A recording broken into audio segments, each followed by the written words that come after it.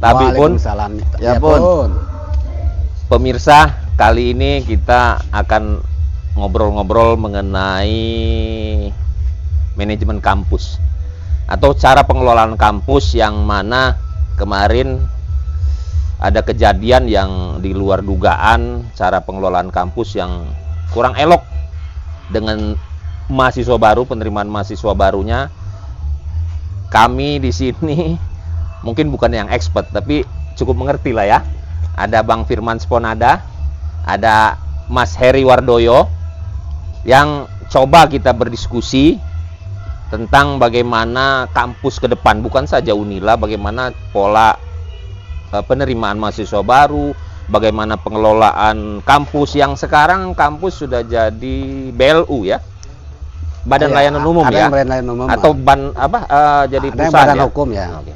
Menurut Bung Firman menyikapi seperti ini, seperti apa kita langkah-langkah yang bisa kita sumbangsihkan ke kementerian soal dari awal penerimaan mahasiswa baru atau dari pembentukan rektornya sendiri? Silakan Bung Firman.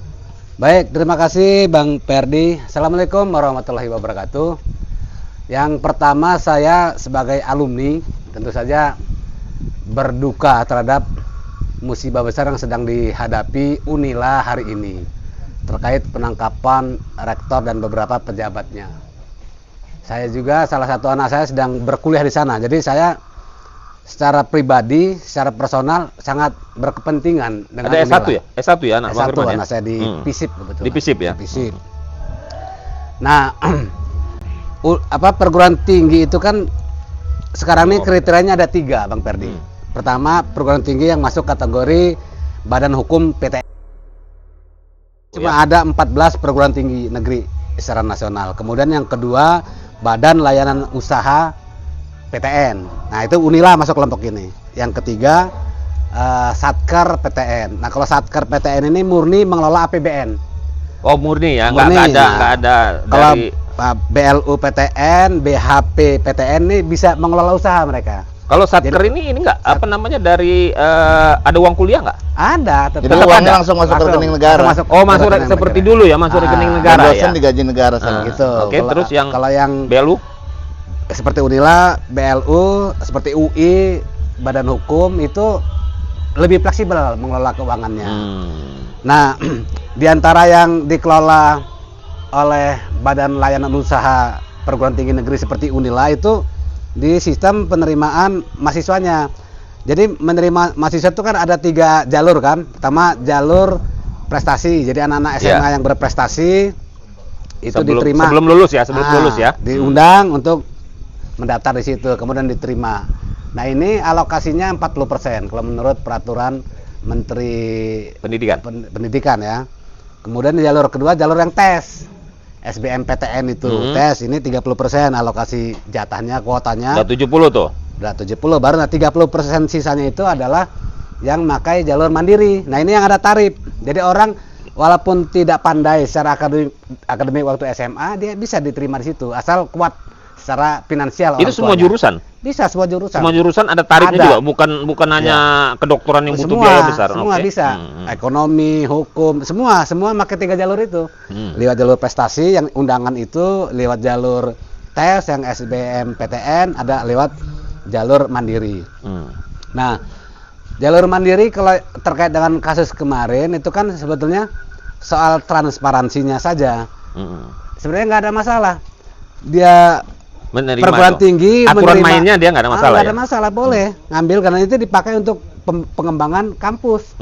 Boleh dia dilakukan seperti itu. Tapi masalahnya kan mungkin di Unila kemarin tidak transparan. Nah, lalu kenapa dia kejadiannya di Fakultas Kedokteran? Karena di kedokteran memang mahal. Dan masalah di Fakultas Kedokteran itu kan sampai hari ini tidak ada batasan maksimal berapa sesungguhnya biaya kuliah di kedokteran itu. Nah, sehingga berapapun yang ditawarkan perguruan tinggi kepada calon orang tua siswa untuk berkuliah di situ, itu yang penting mereka punya uang, mereka siap tapi bayar. kan ada minimal ya. Iya, ada minimal, tapi maksimalnya tidak ada gitu. Terus dia nggak pakai ini juga, nilai. Misalnya dia dapat 90, Atau Ya. 91 atau di bawahnya itu nggak ada ya, Nah, nggak ada transparansi di situ ya? Nah mungkin kalau soal itu Lur Heri lah yang bisa menjelaskan ya, karena beliau juga anaknya kan lulusan dari sekolah fakultas kedokteran Unila ya. Tapi yang jelas tidak ada transparansi. Mestinya kan ya namanya pengelolaan uang negara, setiap sen rupiah itu ya ada transparansinya, dikelola bersama-sama, dapatnya dari mana, dipakai untuk apa, seperti itu. Barangkali sementara itu Bang Perdi. Nah kalau 30% ya, ini kan ada jalur 40%, terus ada jalur 30% yang SBMPTN, ada jalur 30% mandiri. Ya. Ini pernah nggak sih kampus-kampus ini mengekspos dari total satu fakultas misalnya 100, itu bener nggak dia ngekspos segitu jumlahnya?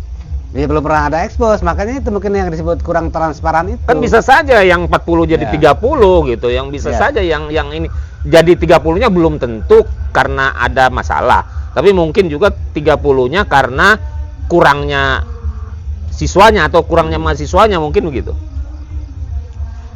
Ya nggak, sebenarnya nggak tahu kalau itu ya, tapi kan kalau dari mahasiswa menuntut, dari dulu sebetulnya sudah menuntut jalur mandiri itu jangan lebih dari 20%. Memberikan kesempatan kepada anak-anak SMA yang pandai untuk bisa diterima di PTN, kemudian orang-orang miskin yang lewat jalur tes juga lebih masuk. punya kesempatan masuk gitu ya. Karena memang murni yang namanya jalur mandiri itu untuk orang-orang berduit. Nah, saya bersyukur anak saya nggak minat masuk fakultas kedokteran. Kalau anak saya minat jadi di fakultas kedokteran, saya berjuang habis, saya jadi perampok mungkin Bang. Iya, Harus iya, membayar 100 juta, mana mungkin sanggup. 250 juta minimal. Iya, kecuali saya Belum merampok tambah. gitu. Nah, kalau ngelihat yang ini ya, sebelum ke Mas Heri, ngelihat yang ini kan ada 250 juta wajib. Ya, ini wajib. Iya. Mungkin yang 250 juta ini jalur SBMPTN juga harus bayar 250 juta. Karena dia lulus minimalnya. Nah, yang di mandiri akan kan harus lebih nih. Harus lebihnya. Nah, lebihnya sebatas apa ini kan nggak pernah terekspos kan gitu. Nah, kalau di jalur prestasi, kemudian di jalur SMBTN itu orang cuma membayar UKT namanya, uang kuliah tahunan, tidak membayar yang uang nggak masuk. ada uang masuk ya? Nggak ada yang uang masuk minimal 100 juta, maksimal Termasuk kedokteran juga? Iya, nggak ada dia. Cuman tapi kalau untuk yang eksak, dia UKT-nya, uang kuliah tunggalnya itu, uang Lebih semesternya itu lebih mahal. Nah, kalau pengalaman saya di Unila kemarin mengurus anak saya, sebetulnya kebijakan kampus juga banyak membantu orang tua siswa, termasuk saya itu terbantu. Dan dibantunya, apa itu kebijakan? ya nanti saya jelaskan ya. Jadi dibantunya itu bukan karena mereka kenal saya, karena memang ada kebijakan orang tua yang kurang mampu, ya UKT-nya rendah gitu. Oh. Nah, maka kemarin saya kalau normal saya mesti membayar kuliah anak saya itu setiap semester itu 5.400.000. Tapi karena saya banding akhirnya cuma dikenakan 3.600.000. Sudah banyak per semester ya? per semester menurunnya sudah benar, itu sangat membantu kami. Nah, tapi ada juga yang tadi itu orang tua yang kaya kemudian diperas mungkin seperti itu ya. Iya. Ada seperti itu. Nah, tapi saya kira semahal apapun orang tua itu kan akan berusaha untuk anaknya ya. Betul. Apalagi kalau anaknya memang minat di kedokteran, kemudian kedokteran itu fakultas yang bergengsi, pasti mereka akan bayar itu. Karena ada peluang itu kan? Iya, mereka akan bayar. Tapi masalahnya ada yang sanggup membayar lebih banyak, yang membayarnya kurang banyak tersingkir Iya, gitu. iya, Nah, ini mungkin yang peluang-peluang seperti ini yang mestinya bisa dihindari kampus. Kemudian ya soal transparansi tadi, ya dapat dari manapun harus dilaporkan. Setiap sen yang masuk ke perguruan tinggi harus ada pertanggungjawabannya. Nah, itu jadi salah satu mengurangi itu, yang pertama transparansi, yang kedua memang dikurangi harusnya jatah atau kuota Mandiri untuk mandiri itu. Kalau menurut saya 10% cukup lah itu. Mas Heri, gimana pendapat ini? Anak Mas Heri di Fakultas Kedokteran ya? Pernah ya? Iya. Alumni ya? Belum Dari ini? Belum, baru nanti ujian dokternya bulan November. Dulu masuknya seperti apa? Jadi saya ini sampai sekarang masih ketua IWAMA, Apa itu Ikatan Orang Tua dan Wali Murid Mahasiswa Kedokteran Ikatan Orang Tua Murid dan Ikatan Orang Tua Murid, Orang Tua dan Wali Murid Kedokteran. Fakultas Kedokteran Unila. Jadi anak saya masuk 2016. Angkatan 2016 ya? Iya. Saya diangkat lah waktu itu dengan kesepakatan orang tua, dikumpulkan, diminta berembuk siapa yang jadi ketua. Nah, kemudian saya bersama Bang Supriyadi Oh, anaknya kedokteran juga? Iya, anaknya pintar sekali. Sampai sekarang masih jabatan? Masih. Nggak ada batasannya? Belum diganti-ganti. Ya kesepakatan aja. Sampai selesai berarti? Iya, karena saya kebetulan memang asli orang sini. Jadi sementara itu orang tua mahasiswa itu banyak dari luar ya? Mungkin 80% mungkin dari luar. Oh, kedokteran di Unila ini 80%. Iya. Jadi untuk Ada dari Kalimantan, jauh-jauh, ada dari Sulawesi, panjang Jawa, jadi sepanjang banyak diisi Sumatera. luar, bukan diisi Jadi begitu mereka dari masuk Lampung, Lampung, mengantar anaknya entah mencari kos atau ke Unila, mereka tidak tahu jalan, tidak tahu daerah-daerah segala macam. Nah, saya mandulah melalui grup itu anggotanya ratusan. Nah, kalau ada persoalan antara mahasiswa dengan kampus, saya jembatani. Persoalan apapun, mulai dari sistem penilaian, fasilitas, keluhan-keluhan, atau hal-hal yang bersifat teknis, saya berkomunikasi dengan dekanat, gitu. Nah, yang saya tahu terkait persoalan dengan penerimaan yang fakultas kedokteran, karena saya ketua IWAMA, jadi dari pengalaman saya tidak tahu regulasi persisnya, tapi untuk jalur mandiri itu persentasenya kecil, 30% itu 30% kurang deh kayaknya. Lalu bayarannya itu angkanya itu langsung ditransfer orang tua mahasiswa, langsung ke rekening Unila. Itu transparansi menurut saya, clear. Bahwa kemudian di balik itu ada transaksi bawah meja. Ada step ketiga berarti. Yang satu wajib 250 kalau di tahun ini. Yang kedua adalah tambahan. Sebelumnya 200 tahun ini kalau nggak salah 250. Iya, 250. Iya. Artinya ada kenapa angkanya lebih tinggi? Kan saya waktu itu bertanya kan sebagai orang tua sebagai mewakili. Itu dalam terbuka itu ada dekanat ungkap hadir, masih zaman Pak almarhum Soehartono, dekannya. Dia profesor dokter. Jadi Unila itu kan BLU, membangun rumah sakit mahal, perlengkapan isinya lebih mahal lagi. Betul. Nah, inilah kalau yang disebut dalam waktu mas sekolah itu uang pembangunan istilahnya itu. Dan uang ini resmi. Ada kwitansi. Saya ikut mengawal tuh beberapa. Dan transfer ke rekening Unila. Bukan pribadi ya. Itu. Udah. Kemudian tesnya bagaimana? Tesnya nilainya tertinggi. Kalau si anak nggak mendapat passing grade, ya dia nggak disuruh nyetor duit. Nggak lulus ya? Ya kalau dia nggak lulus, nggak sesuai passing grade. Karena itu tes lagi tuh jalur mandiri. Passing grade ya? Ada dong. Ada passing grade. Ada. Bukan nilai berapapun asal dia tertinggi. Kalau kita bicara konteks kedokteran, anak-anak kedokteran itu adalah anak-anak yang passion. Pinter gitu, tapi bukan passionnya di situ. Bayangkan diagram otak itu ruwetnya itu setengah halaman koran, dan itu gambar yang sangat rumit. Itu harus hafal. Sistem saraf, sana kan pakai sistem klaster gitu loh, klaster saraf, klaster mata, klaster THT, klaster apa kulit. Itu semua dibelajar secara hafalan. Saya nggak ngerti lagi lah. Itu anak-anak itu seperti anaknya Bang Yadi itu. Kata beliau berdua, ada kata mamahnya juga, tidurnya ya menjelang azan subuh. Terus kembali yang ke soal penerimaan tadi. Jadi kalau dia nyogok masuk fakultas kedokteran, maka dia membunuh anaknya. Anaknya pasti nyerah. Nggak usah jangankan 1 tahun, 1 semesternya pasti udah gugur. Bisa di DO ya? Atau dia anaknya mendekor diri dia sendiri, menyerah bang.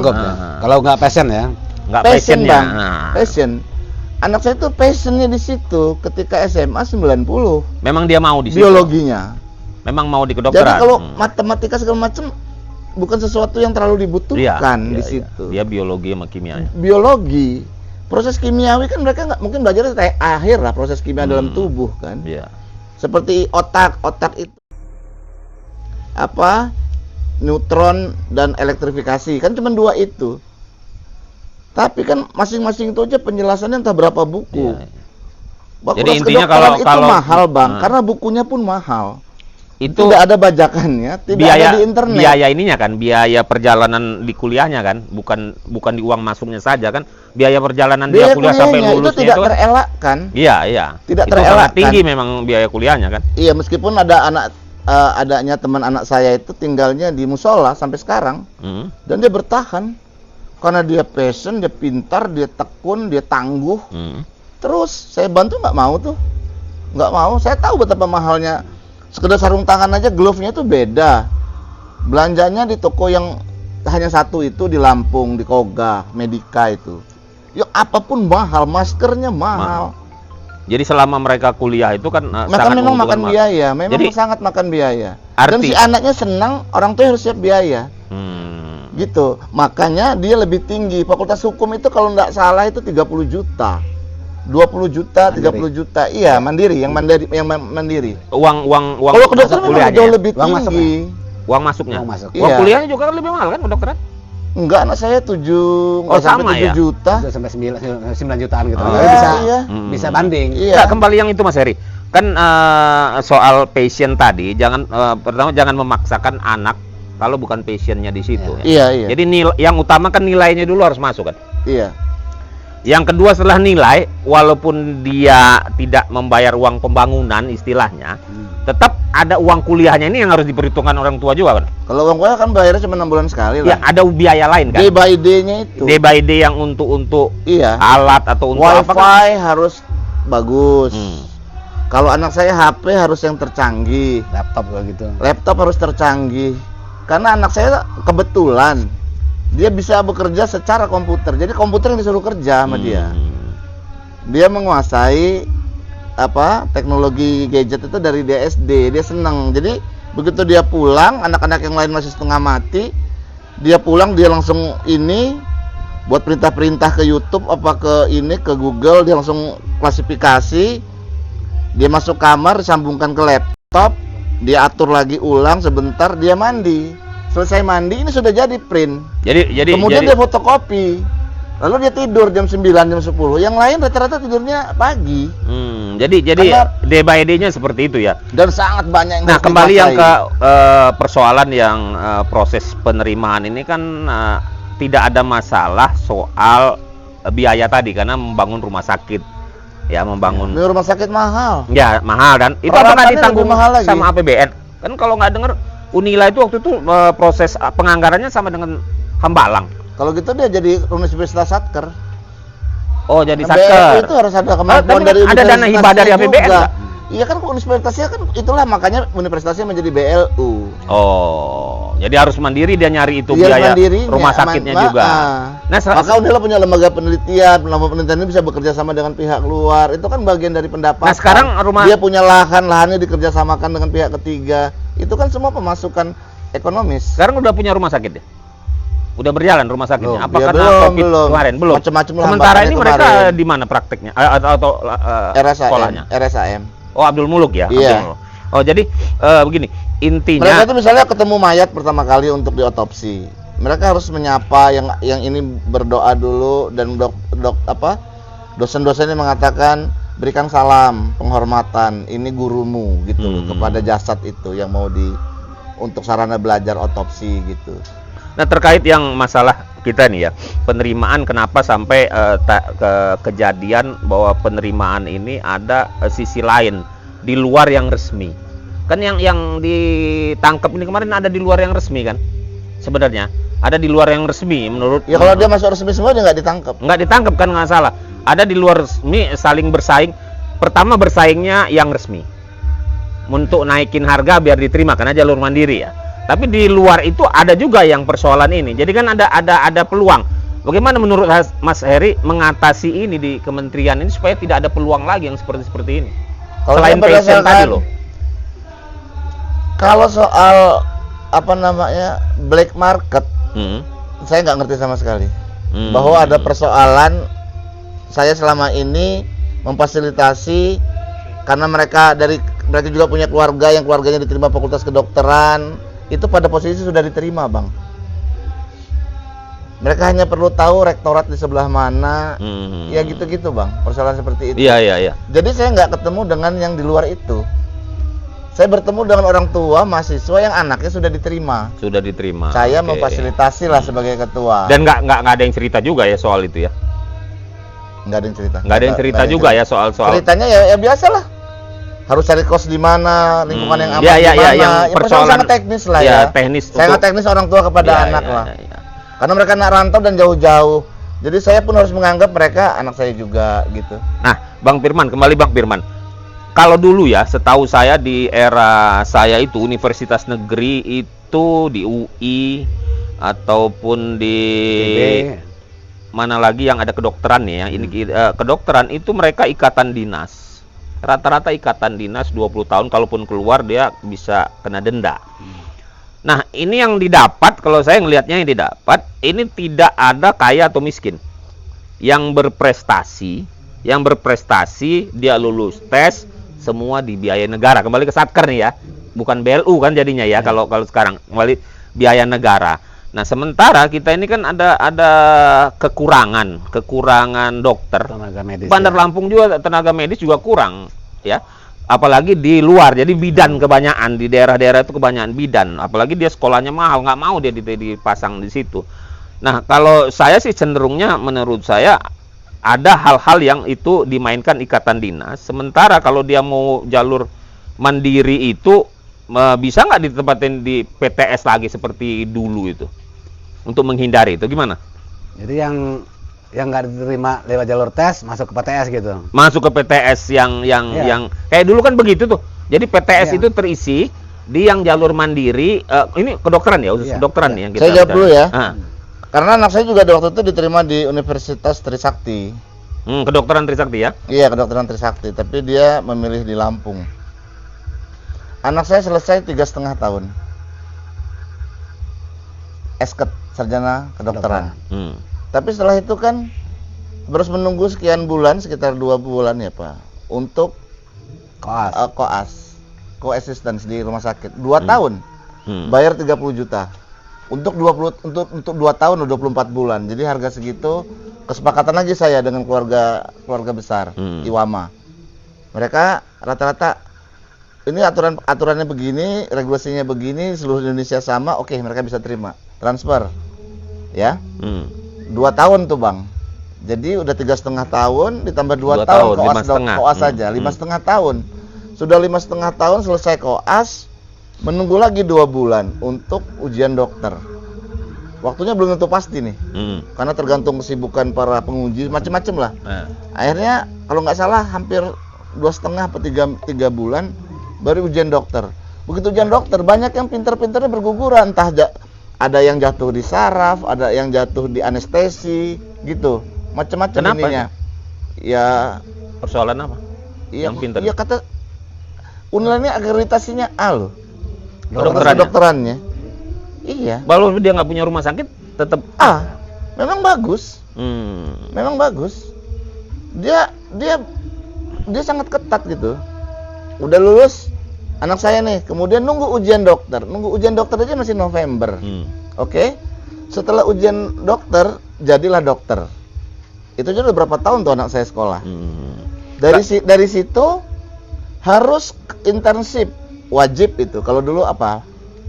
PTT. Sekarang dia internship kan, magang. 1 tahun ya, di yang masyarakat. Ini. Nah, selama dia koas 2 tahun itu dari rumah sakit umum, puskesmas, Advent, Urip, dia keliling terus untuk merasakan rumah sakit yang berbeda, tempat pelayanan yang berbeda, bahkan ke puskes. Ya, artinya biayanya sangat tinggi akhirnya. Iya, kan? sangat tinggi. Nah, maksud saya yang gini, kan ini ada. Nah, dari situ pun nanti setelah itu harus internship 1 tahun. Kemudian harus kerja 2 tahun, baru boleh praktek dokter. Spesialis. Kalau dia harus spesialis, yang kurang tuh sekarang tuh sangat kurang kita spesialis. Lulus nih, berarti dengan lulus sudah harus lagi mengabdi 2 tahun, udah berapa tahun? 10 tahun belum selesai Bang. Untuk jadi dokter.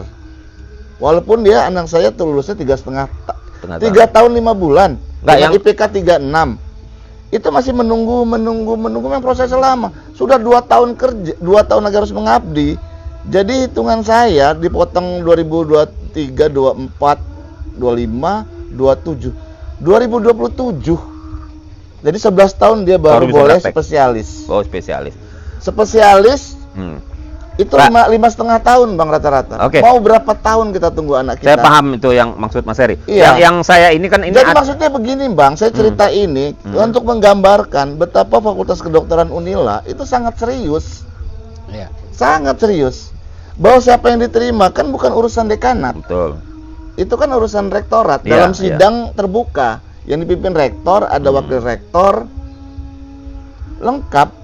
Ada macam-macam kan lengkap sidang itu. Iya. Lalu bicara passing grade itu dengan catatan yang lulus passing grade itulah yang dipanggil ke loket untuk membayar gitu. Ya, ini yang saya ini kan gini. Kejadian seperti ini kalau yang Mas Heri maksud ini proses yang seperti itu karena dekanat tadi kan Saya nggak ada hanya karena bukan meluruskan, jangan dianggap Fakultas Kedokteran Unila ini Ecek-ecek gitu. ecek-ecek. Ya, di sisi itunya nggak ada masalah. Di sisi itu nggak ada masalah.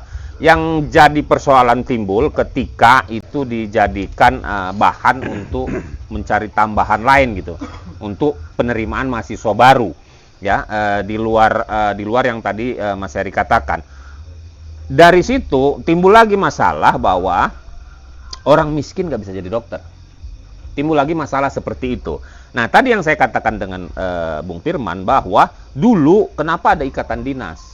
Dia ada biaya tapi nggak besar. Ini gitu. ikatan dinas juga yang saya ceritakan tadi. Harus 2 tahun tuh harus.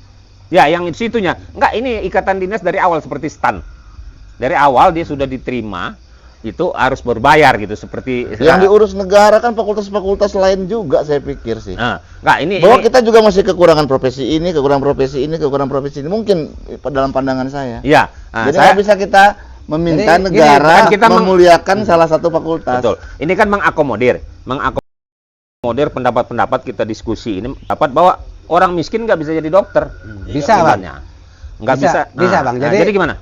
Ada program bidik misi kan. Iya, bidik misi untuk di kampus ya. Nah, di kampus bisa dia pakai situ semuanya gratis. Oh, pada akhirnya pada dapat beasiswa ya. Nah, Iya. gitu. Dan tetap aja ada Ada yang bidik subsidi misi, ya? buat anak miskin yang pandai gitu ya, ada tetap. Nah, saya mungkin ini kembali ke yang ke belakang lah. Kenapa sistem pengelolaan ini manajemen perguruan tinggi jadi seperti ini gitu ya. Itu kan sebenarnya bermula dari bahwa menjadi pejabat dimanapun termasuk menjadi rektor itu mahal biayanya. Ada biaya tetap. Ada biaya, harus membayar senat macam-macam gitu. Dan ini bukan cuma khas problem Unila hari ini. Saya kira juga terjadi Seluruh di lah. perguruan tinggi yang ada di Indonesia. Hmm. Nah, yang perlu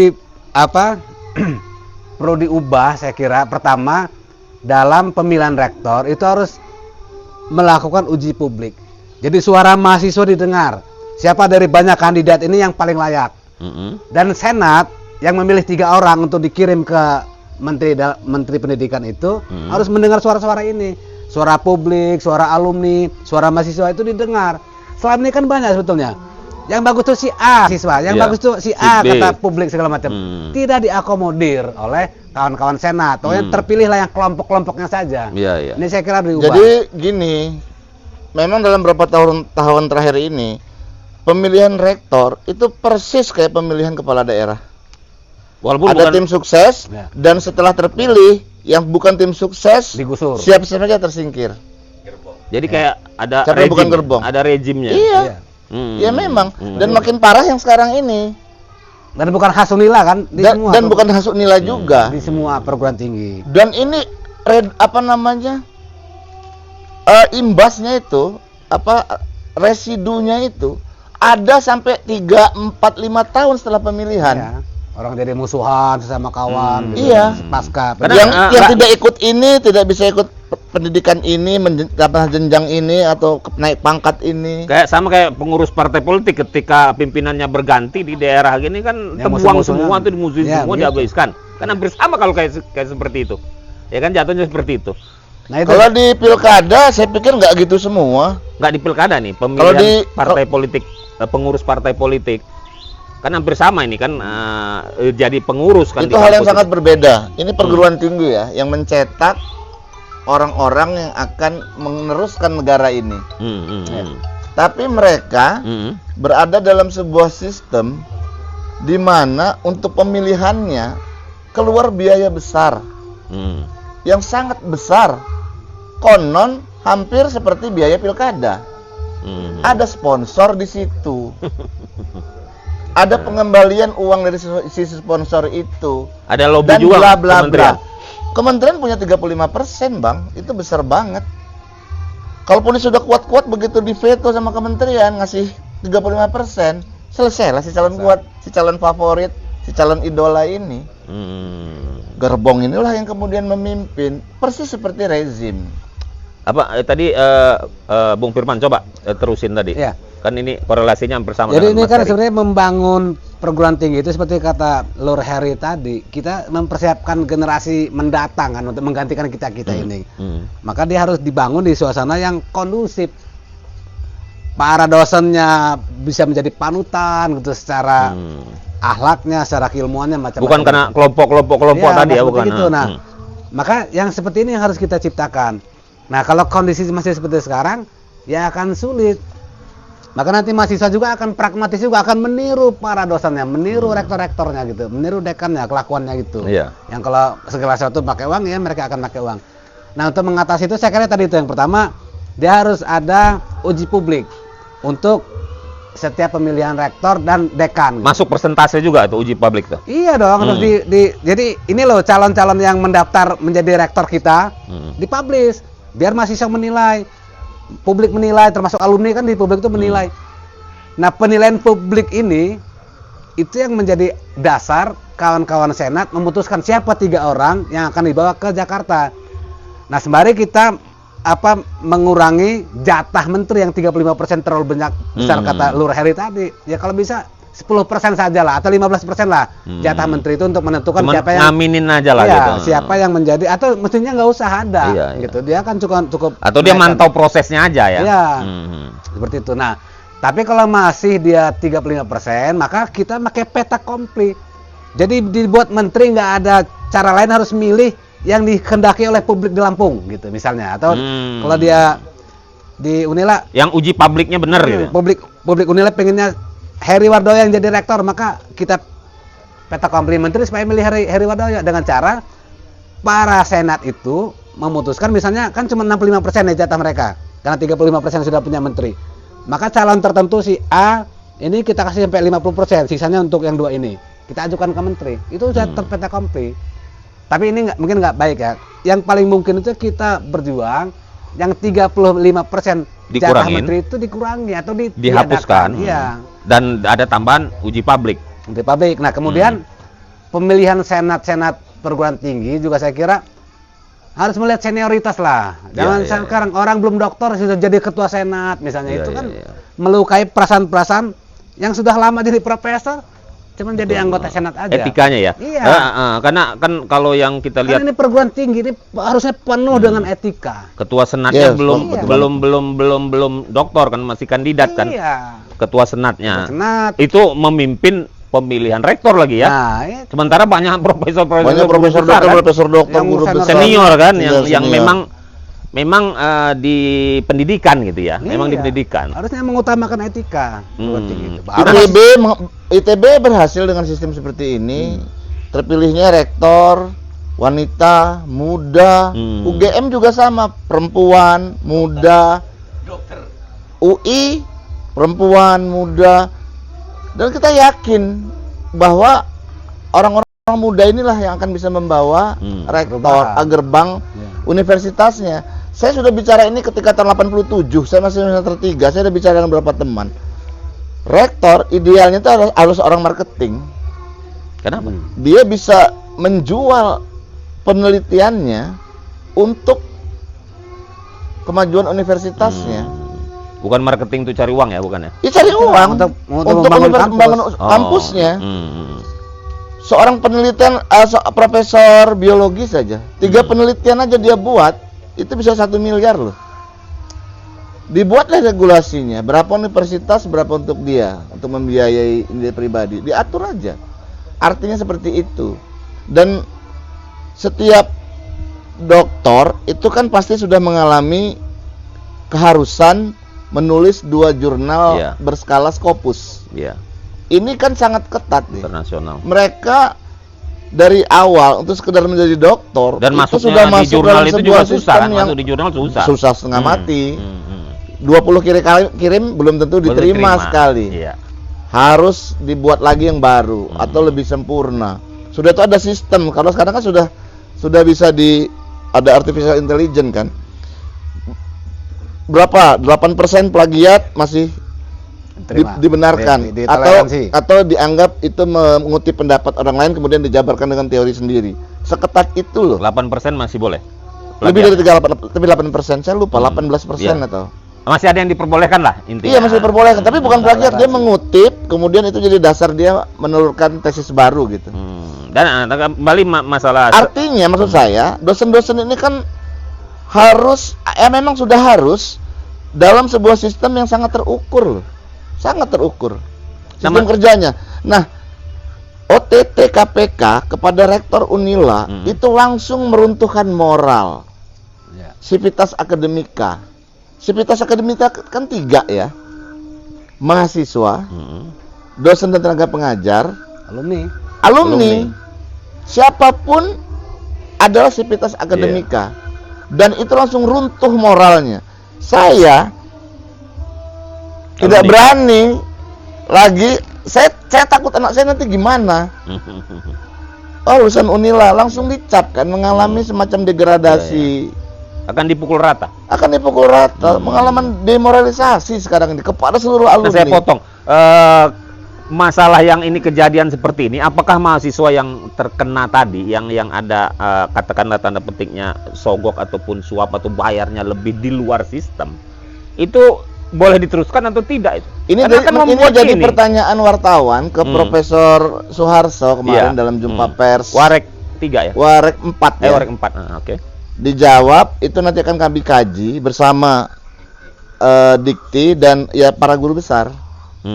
Nasibnya seperti apa yang sudah diterima, tapi ketahuan bahwa orang tuanya menyuap lah katakan, atau dimintai melebihi batas gitu. Karena bisa jadi bukan menyuap loh, bisa jadi dia nggak punya pilihan lain selain harus membayar. Psikologisnya kan akan berat itu di situ, saling tuduh bisa saja kan di situ. Ya tapi kan penegak hukum punya sistem lah, kita percaya itu. Ya artinya kembali ke situ. Karena kalau ya seperti CPNS kemarin sudah diterima, sudah pakai seragam, harus out kan, 6 orang apa 7 orang saya lupa. Karena ketahuan ada yang fraud di situ. Kembali yang masalah pemilihan rektor nih. Tadi Bung Firman sudah mengatakan sistemnya harus ada perubahan. Ya karena terpilihnya rektor kemarin pasti ada campur tangan kementerian kan? Iya besar Bang. Besar 35% tadi campur tangan kementerian. Artinya dia punya tanggung jawab juga kan, di sana punya tanggung jawabnya. Menurut Mas Heri seperti apa ini? Apakah sama dengan perubahan regulasinya yang harus dibuat? Kasus ini menampar bukan saja Unila, tapi publik juga akan menyamaratakan dengan semua universitas pada akhirnya. Karena nilai setitik di Unila rusak susu sebelangan. Rusak citra perguruan tinggi yang selama ini sangat menjaga kredibilitasnya. Jadi Indonesia sesungguhnya terpukul dengan kasus ini. Ini kan OTT rektor pertama di Indonesia. Dan Unila kan masuk 10 besar melibatkan high profile. Bahkan orang tua yang dianggap memberi suap itu pun itu high profile kan. Orang yang dikenal di publik Lampung, orang yang disegani. Saya terpukulnya karena beberapa yang kemarin itu juga kawan saya. Saya kenal dengan baik. Pak Asep Sukohar itu kan teman saya di Iwama, anaknya juga masuk Fakultas Kedokteran Unila, seangkatan dengan anak saya. Untung setelah 12 jam ternyata beliau hanya diklarifikasi. Beliau tidak ikut. Tidak turut serta. Itu kelegaan pertama saya setelah kasus ini. Pak Asep, Profesor Asep tidak terlibat, katakanlah sejauh ini. Tapi masih ada beberapa lainnya kemarin ditangkap di OTT di Bandung, masih diperiksa. OTT di Lampung masih diperiksa. Nah, dalam proses sampai ke persidangan ini publik sudah menghakimi. Udah ini hari kedua lebih masih trending topik di Twitter. Menjadi perhatian. Saya baca komentar-komentarnya, saya terpukul betul baca-bacanya. Tapi tidak bisa disalahkan. Mereka hanya melihat dari jauh. Ya itulah kan pasti ada pro dan ini kan. Iya. Ada kontra gitu, pro. Dan sejauh ini saya melihat Unila cepat melakukan rekonsolidasi. Dan Tapi ini pendampingan sudah hukum kan kemarin kalau itu Warek 4 kan mengatakan ada pendampingan hukum, tapi tadi Warek ditutup 4 kan bicara normatifnya. Memang ada aturan-aturan seperti itu, tapi kemudian dibantah oleh jubir bahwa kemudian diputuskan tidak memberi bantuan hukum. Oleh PLT bukan? Bukan ya? Oleh Unila sebagai oleh lembaga. pimpinan Unila ya. Fakultas pimpinan Hukum ya, sendiri kan lembaganya punya ya. BKBH. Ya kan pada Biro Konsultasi dan Bantuan Hukum BKBH itu sudah 30 tahun lebih, 40 tahun lebih mungkin umurnya BKBH Unila. Gitu. Nah, mereka langsung tarik diri, nggak ikut dalam pembelaan para tersangka. Ya, karena pembelaan hukum terhadap kasus yang menimpa internal itu kan kalau terkait dengan putusan yang dipetunkan, kebijakan yang dipetunkan gitu ya, atau kesalahan soal kebijakan ya, soal kebijakan. Atau kesalahan administratif itu bisa dilakukan pembelaan, jadi masih etis. Kalau perkara pidana apalagi setingkat korupsi agak berisiko juga yang buat BKBH-nya gitu. Nah, kita kan baru dengar ya, ini terakhir lah kita dengar bahwa pertama kali mungkin yang saya dengar ini bahwa suatu kampus ada PLT-nya. Ya. Ini apakah ada aturan mainnya ya di kampus atau di kementerian tuh? PLT di beberapa perguruan tinggi sudah sering dilakukan, termasuk oleh Nabil Makarim. Sudah sering ada yang kasus. Tapi bukan karena ada kasus. Ada yang karena berkasus. Ada yang mati. Di PLT kan. Dan ya saya nggak tahu apakah pejabat eselon 2 seperti yang sekarang ini kan eselon 2 cuman dia seorang direktur di kementerian. Itu bisa menjadi PLT rektor yang eselon 1 notabene-nya kan. Tapi saya kira menteri nggak sembarangan lah, pasti sudah ada dasar hukumnya kenapa dia menunjuk seorang eselon 2 untuk memimpin Direktur SDM ya. Direktur SDM ya. Nah, saya kembali ke ini, nasib mahasiswa yang orang tuanya nanti akan diperiksa oleh KPK ya. Saya kira apa yang dilakukan orang tua itu tidak layak ditimpakan kesalahannya kepada anak didik, siswa SMA, siswa SMP, SD, termasuk mahasiswa gitu. Karena itu problem orang tua mereka. Sepanjang memang mereka punya prestasi, walaupun orang tuanya menyodokkan dia waktu terima di Unila, sepanjang dia memang prestasi, ya tetap memang nilainya bagus dibiarkan, ya. Jangan sampai lah. Itu kan kesalahan orang tuanya, bukan kesalahan dia. Kecuali yang PNS menyuap, nah itu kesalahan dia menjadi PNS. Tapi ini yang persoalan apa namanya? Ini kan ada yang tertangkap ini. Yang dianggap menyuap itu satu orang kan, padahal mahasiswanya banyak ini. Seperti apa nih? Apa akan ada ini lain ya itu mungkin? Susah ngomongnya kawan kita sih. Iya, enggak, saya ngelihatnya kok agak aneh gitu loh. Kenapa dia harus satu kalau dalam kasus-kasus OTT para pemberi itu kan dikenai hukuman entah satu orang atau lebih dari satu orang. Karena itu mahasiswa kan banyak, bukan satu orang. Mahasiswa ini kan banyak. Dia memenuhi syarat itu. Jadi kalau setiap tahun menerima 125 mahasiswa, betul dokter nanti kan. Kalau dia 10% aja dari berarti semua sekitar 12 ya, dari tiga per tahun itu 12 orang. penerimaannya. Sekitar kalau dia 20 orang kan cuma, kalau 20% cuma 20 orang, 25 orang gitu kan. Per tahun. Ya nggak terlalu banyak juga. Tapi kalau sampai ratusan juta ya banyak duitnya terkumpul. Ya, Mas Heri, ada di penghujung kita ada pesan-pesan untuk ini. Iya, sekarang kita secara moral jatuh. Kasus OTT Rektor Unila membuat semua aktivitas akademika, orang tua yang di Lampung maupun di luar Lampung, dan itu jumlahnya sangat banyak. Saya akan ikuti grup. Itu mempertanyakan bagaimana masa depan. Di grup itu ya? Banyak sekali, belum pernah sebanyak ini. Yang anaknya masih mahasiswa ya? Iya, karena kedokteran kan panjang, saya bilang tadi itu. Saya sudah 6 tahun nih jadi ketua IWAMA. Iya, jadi setiap tahun nambah terus tuh grup itu. Iya, 125 hitung aja lah. Iya. Enggak muat jangan-jangan grupnya. Oke, terus. Jadi mereka itu semacam bertanya, masa depan anak-anak kami nanti gimana di bursa dunia kerja.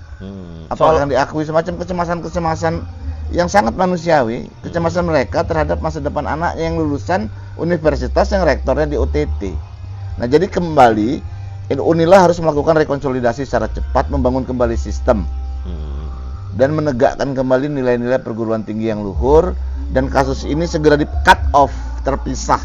Biarlah menjadi urusan para penegak hukum mencari hukum memberikan hukum yang setimpal kepada para pelaku, dan nama baik Unila cepat dipulihkan oleh siapa?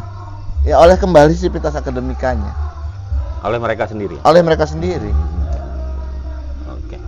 Ada keinginan rektornya, PLT-nya jangan dari pusat tapi dipilih dari Internal. dari internal atau kolektif dari para berapa dekan senior atau guru besar. Nah, tapi ini sudah diputuskan dari sana. Iya, tapi mungkin harus ada pemilihan nanti baru ya mungkin. Ya Rektor. pasti. Ya. Okay. Mekanisme seperti apa kita masih menunggu. Mungkin Bang Firman. Ya Bang Firman silakan. Mungkin tugas PLT ya diantaranya mempercepat pemilihan rektor ulang kelihatannya ya. Yang memang pantau benar, tidak ada tanda petik macam-macam ya. Ya karena dia kan PLT karena sementara bisa ke PLT nggak nyampe setengah tahun. Namanya penyidikan KPK itu kan biasanya mendalam nih.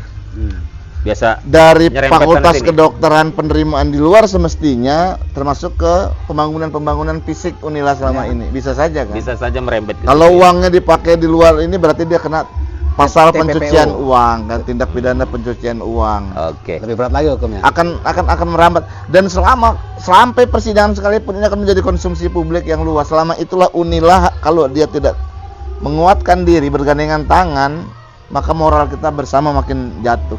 Oke, cukup Bang Firman, ada lagi? Saya ya sedikit lah Bang PRD ya.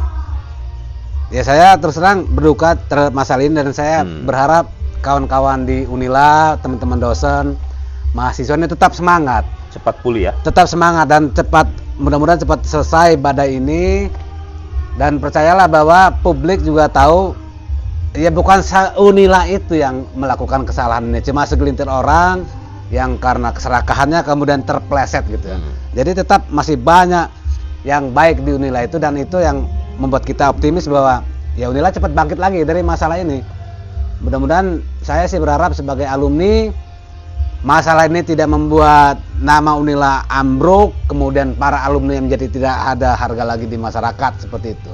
Dan karena itu teman-teman di kampus saya cepat seperti kata Mas Heri tadi melakukan konsolidasi dan membenahi apa-apa yang buruk ini.